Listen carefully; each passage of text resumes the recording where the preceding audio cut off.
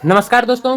तो स्वागत है आपका आपके अपने भाई के YouTube channel IAS my target पर, जहां हम बिना कोचिंग बिना डर के क्या करते हैं तो यूपीएससी का तैयारी करते हैं, ठीक ना।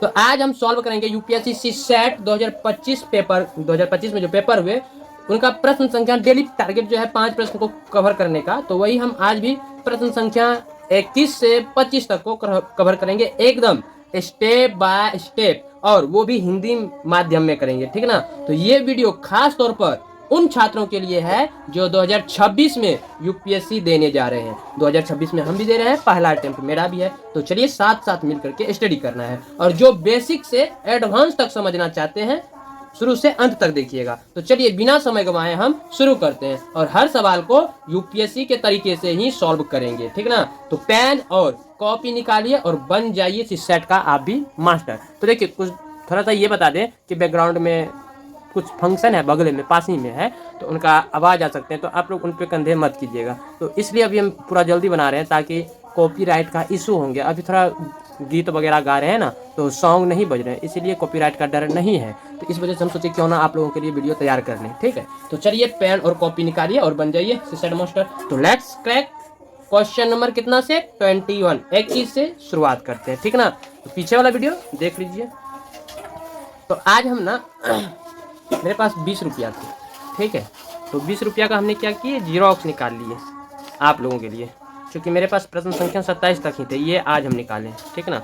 तो चलिए यहाँ तक कवर करने का प्रयास करेंगे, लेकिन नहीं 5 प्रश्न में यदि उधर सॉन्ग बजने लगे तो हम बंद कर सकते हैं बीच में भी।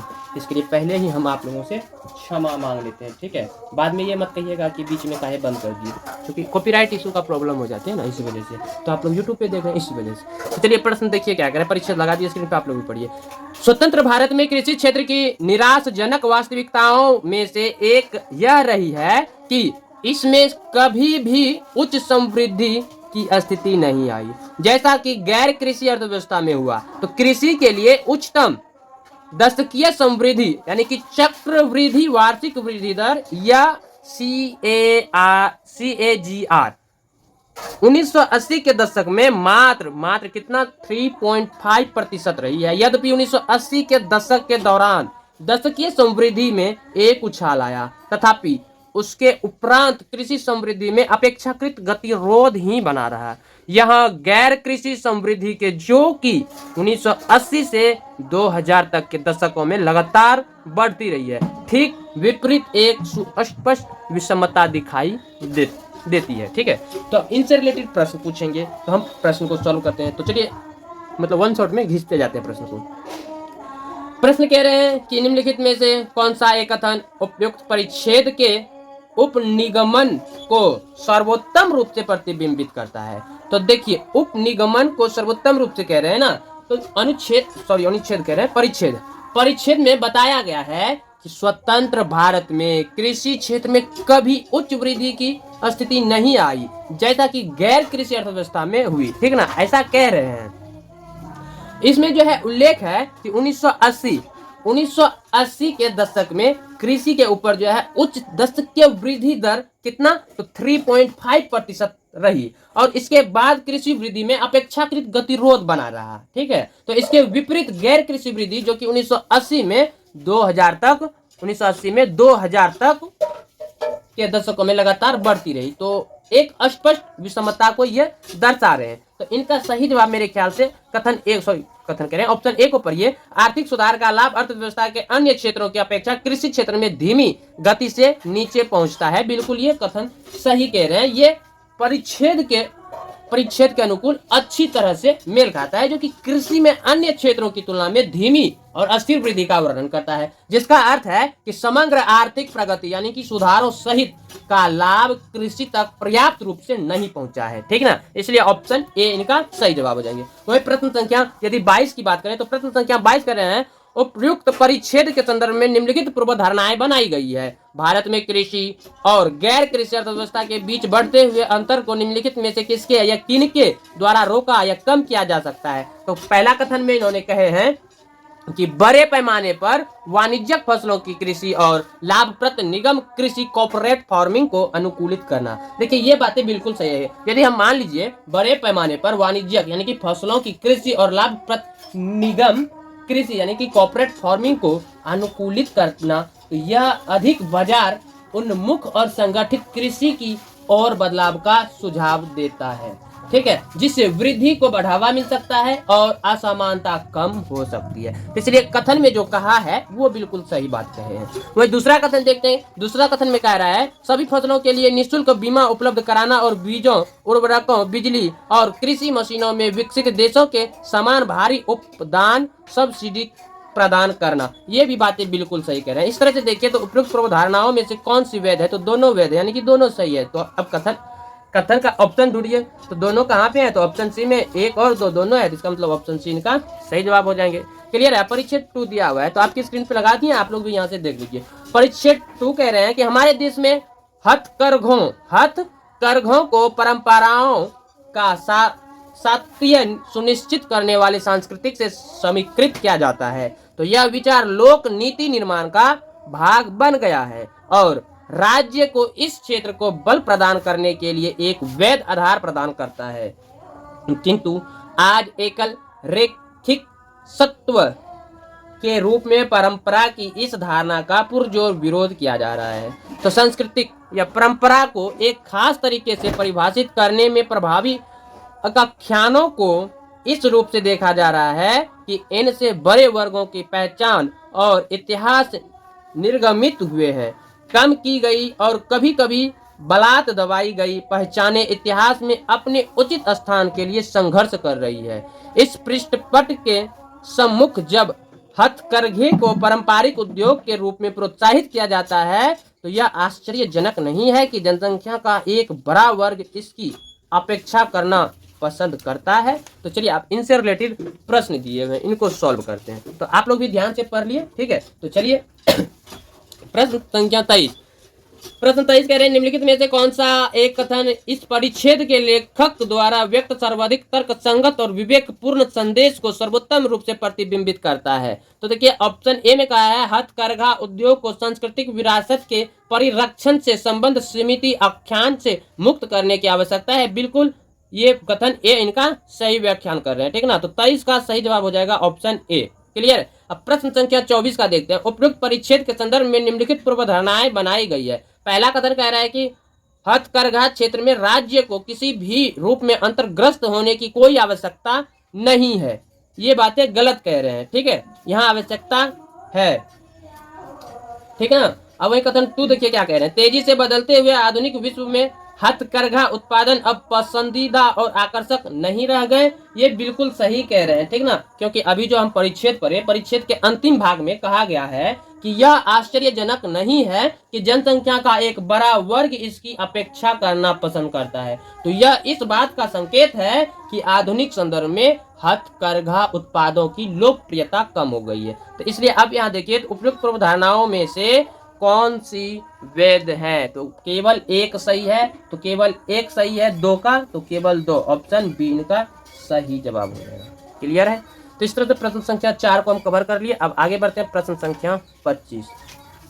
तो देखिए प्रश्न संख्या 25 कह रहे हैं प्रथम 100 घन पूर्ण संख्याओं पर विचार करने के लिए। ठीक ना, 100 घन पूर्ण यानी कि 1 से शुरू कीजिए और 100 तक का घन पूर्ण संख्याओं पर विचार करने के लिए कह रहे हैं। और उनमें से कितनी 2, 3, 5, 7 और 9 में किसी भी एक से विभाज्य नहीं है। तो बोल रहे हैं कि यहाँ तक काउंटिंग करने के लिए और इस बीच में से ऐसा डिजिट अंक को चुनना है जो कि ना तो 2 से विभाजित हो, ना 3 से, ना 5 से, ना 7 से। और वो जो है कब होंगे, वो तो तभी होंगे जब प्राइम डिजिट यानी कि अभाज्य गुणनखंड को चुनेंगे। तो आप बताइए 1 से लेकर के 100 तक में कितने अभाज्य डिजिट हैं, तो टोटल कितने हैं 25 है ना। तो चलिए एक बार देख लेते हैं कौन कौन सा है। 25 में आ जाएंगे कौन कौन। तो 1 से शुरू करिए। 1, 2, 3, 5, 7, 11, 13, 17, 19, 23, 29, 31, 37, 41, 43 और हो जाएगा 47, 53 और 59 और 61, 67।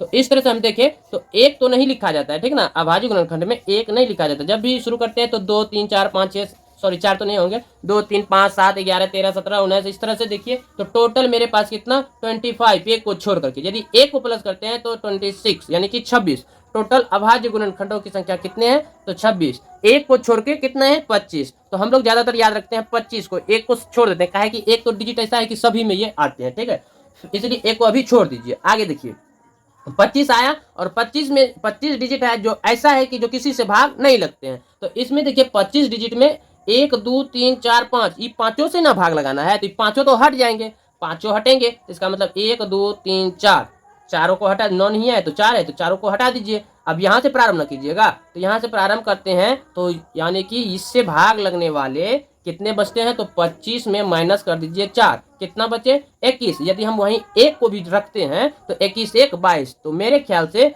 यहाँ पे हम डाउट में हैं, कंप्लीट रूप से प्लस 1 करेंगे तो 22 होंगे, ऑप्शन सी इनका सही जवाब। लेकिन यहाँ कंफ्यूज हो रहे हैं एक को लेकर के, ठीक ना, तो इसलिए हम अभी इनको दोनों रहने देते हैं, जब तक कि ये ऑफिशियल वेबसाइट पर इनका आंसर की ना आ जाएंगे तब तक हम इनको दोनों को रहने देते हैं, ठीक ना, जैसे आएंगे तो हम, लेकिन फिलहाल मार दिए ऑप्शन सी, 22 नहीं रखेंगे, एक को भी मान रखेंगे, ठीक है।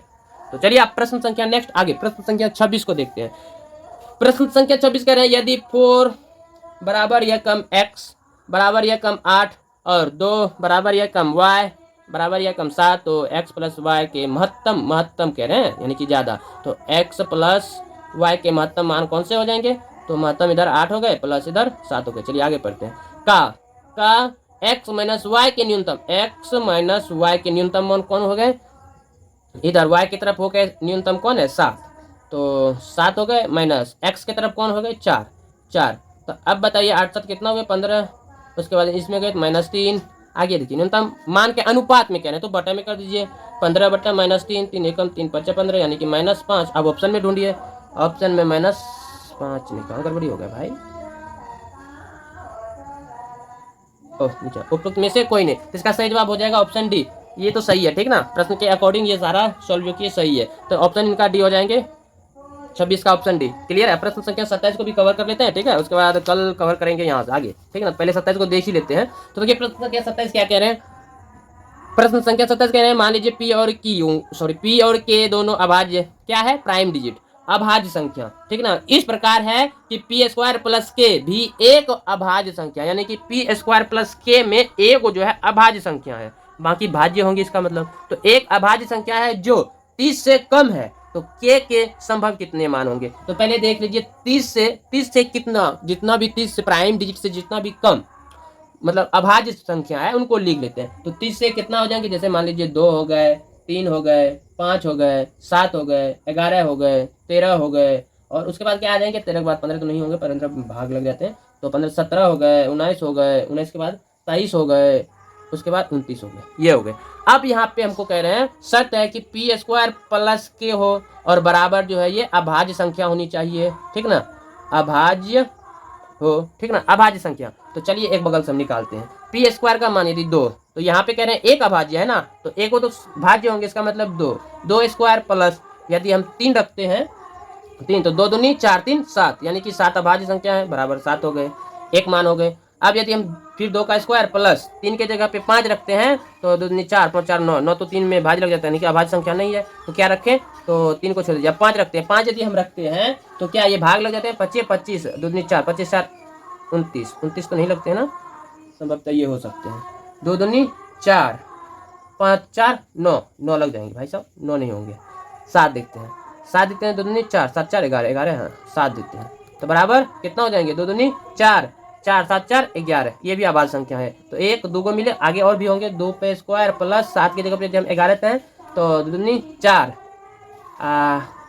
11 4 15 हो जाते हैं, ठीक, 13 देते हैं, 4 13 4 17 17 अभाज्य संख्या है, तो यहाँ 13 बराबर कितना हो जाते हैं, 13 4 17 17 अभाज्य संख्या। उसी प्रकार हम यदि दें 2 स्क्वायर प्लस 13 की जगह पर यदि हम देते हैं 17, तो 4 7 4 11 21, तो भाज्य संख्या है, अभाज्य नहीं है।